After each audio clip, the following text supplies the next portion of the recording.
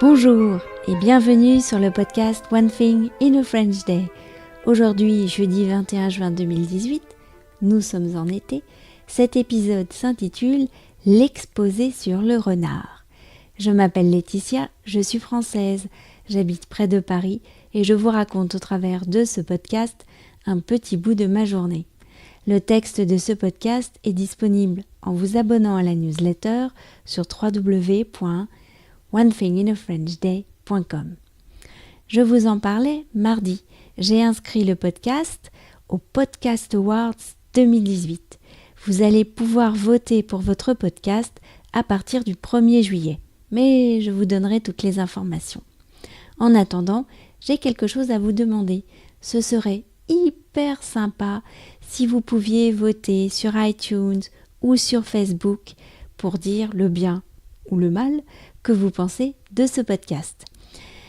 Ça serait également hyper sympa si vous pouviez m'envoyer ou si vous m'autorisiez à utiliser des petits témoignages en anglais, en français, dans votre langue que je pourrais publier directement sur le site du podcast. Dans ces témoignages, vous pourriez dire par exemple en quoi le podcast vous plaît, comment il vous a aidé à progresser, est-ce que vous comprenez mieux le français maintenant, est-ce que vous parlez mieux, etc. Merci d'avance. L'exposé sur le renard. Cet après-midi, Félicia a terminé de préparer son exposé sur le renard, qu'elle doit présenter seule demain à l'école. Elle avait rassemblé toutes ses recherches dans son cahier de brouillon. « Maman, est-ce qu'on pourrait faire la partie sur les renards célèbres ?» « D'accord, ai-je répondu. Nous avons commencé par taper tout le texte de son exposé. En première partie, la fiche d'identité du renard avec son nom latin, Vulpes vulpes, sa famille, les canidés, son régime alimentaire, omnivore, sa taille, le nombre de renards d'eau par portée, etc.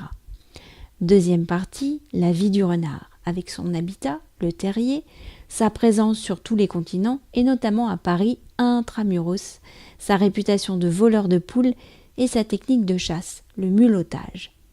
Enfin, dernière partie, les renards célèbres.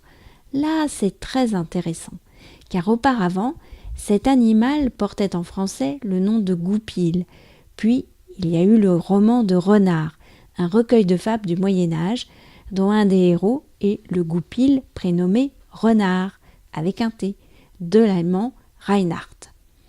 Ce livre a eu tellement de succès que le goupil est devenu le renard.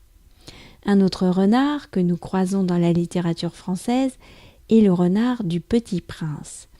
Il est célèbre pour sa réponse à la question du Petit Prince « Qu'est-ce que signifie apprivoiser ?» C'est une chose trop oubliée, dit le renard, ça signifie créer des liens. Créer des liens ? Bien sûr, dit le renard.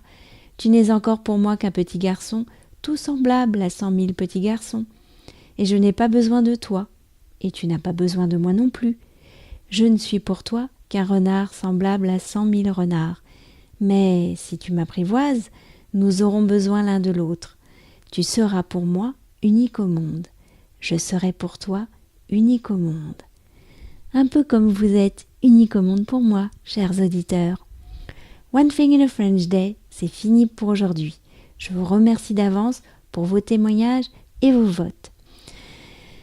Si vous avez envie de m'envoyer un message, n'hésitez pas. Voici mon adresse email frenchday@gmail.com. Voilà, nous sommes jeudi. Je vais vous souhaiter de passer un très bon week-end et je vous dis à mardi prochain. Au revoir.